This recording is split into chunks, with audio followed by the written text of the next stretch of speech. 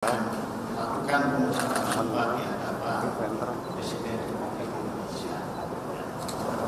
Saya memahami bahwa jika saya dipilih oleh DPR, ada sejumlah concerns, kekhawatiran, terutama yang terkait dengan dua hal yang menjadi fondasi lembaga peradilan termasuk Mahkamah Konstitusi, yakni soal independensi dan imparsialitas.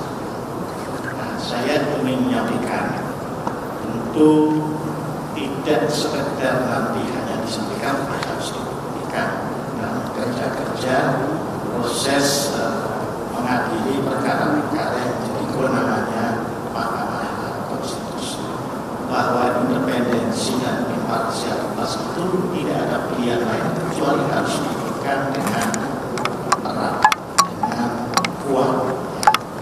Karena seperti yang disampaikan oleh Ketua Mahkamah Konstitusi dalam laporan tahunan tahun 2023 yang saya kira baru disampaikan minggu lalu, yang namanya public trust, kepercayaan publik, itu adalah modal utama bagi lembaga yudisial termasuk MK.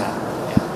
Jadi modal utamanya ini harus dikuatkan secara terus-menerus dan tidak sebaliknya ya, tergerus ya secara terus-menerus.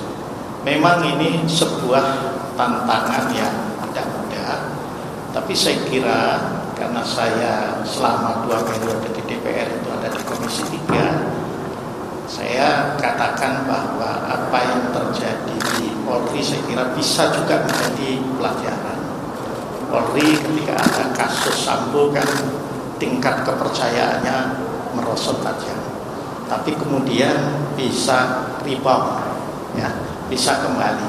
Saya yakin dengan semangat kebersamaan, kekompakan para yang mulia Hakim Mahkamah Konstitusi di bawah pimpinan yang mulia Dr. Suhartoyo itu akan bisa rebound. Ini tentu memerlukan juga bantuan semua pihak, terutama dari rekan-rekan media. Ya. Nah, bantuan yang diperlukan itu apa? Agar saya kira prinsip check and recheck, cover both side, ya, itu bisa terus dilakukan. Ya. Saya yakin teman-teman media tentu akan bersedia untuk melakukan itu. Dan tentu juga dukungannya termasuk untuk saya. Dan terakhir saya ingin mengucapkan terima kasih juga kepada teman-teman media yang selama ini saya katakan kalau buat saya di DPR itu menjadi besties lah, gitu ya, sahabat-sahabat terbaik, sehingga banyak hal yang barangkali memang publik harus mengetahui itu bisa tersampaikan dengan baik. Saya kira itu, kalau ada pertanyaan 1-2 boleh.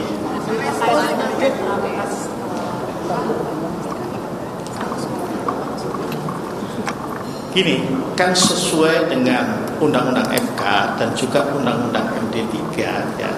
Pertama, kalau menurut Undang-Undang MK, seorang hakim MK itu kan tidak boleh merangkap jadi pejabat negara ya.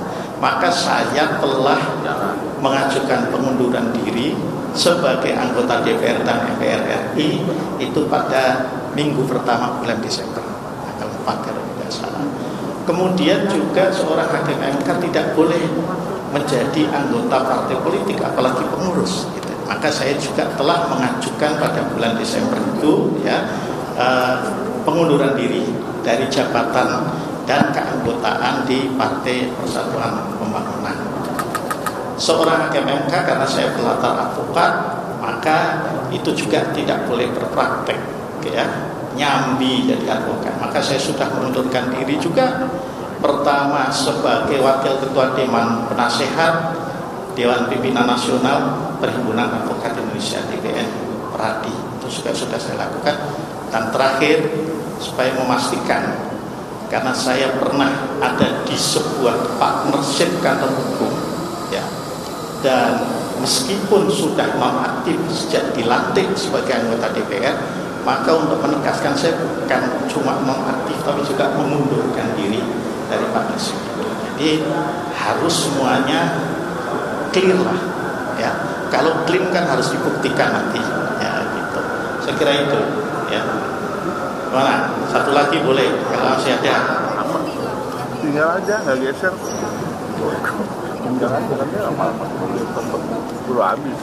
Ya itu tadi, kita pertama ya di dalam menangani perkara-perkara yang jadi yurisdiksi atau kewenangan MK itu, independensi dan imparsialitasnya harus ditunjukkan. Ya. Memang tidak ada putusan pengadilan yang memutuskan, yang memuaskan semua pihak, itu tidak ada. Itu sama dengan putusan KPPU lah kira-kira. Pasti kalau yang diuntungkan pas, yang enggak jangan seperti itu. Tetapi saya kira bagi pengadilan itu yang penting adalah pertimbangan hukum, argumentasi hukumnya itu yang harus terjelaskan, ya, terartikulasikan dalam putusan dengan baik. Saya kira itu ikhtiar kita, ya. Kalau argumentasi hukumnya baik, ya, meskipun ada yang tidak puas, itu akan berbeda kalau katakanlah pertimbangan atau argumentasi hukumnya itu tidak baik. Itu ya. Iya.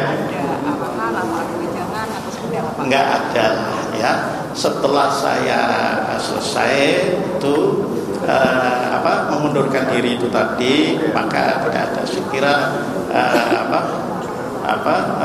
Pak Mahfud dan semuanya saya kira paham betul, apalagi beliau adalah ketua MK yang kedua, ya, itu memahami betul soal independensi dan imparsialitas itu.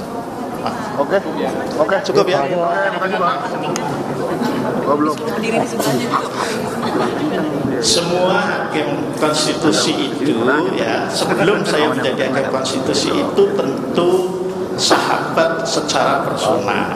Saya kebetulan kan selama 2 periode di DPR itu juga kuasa hukum tetap DPR di MKRI. Jadi ya pasti ada interaksi paling tidak dalam persidangan. Gitu. Terima kasih ya. Cukup ya.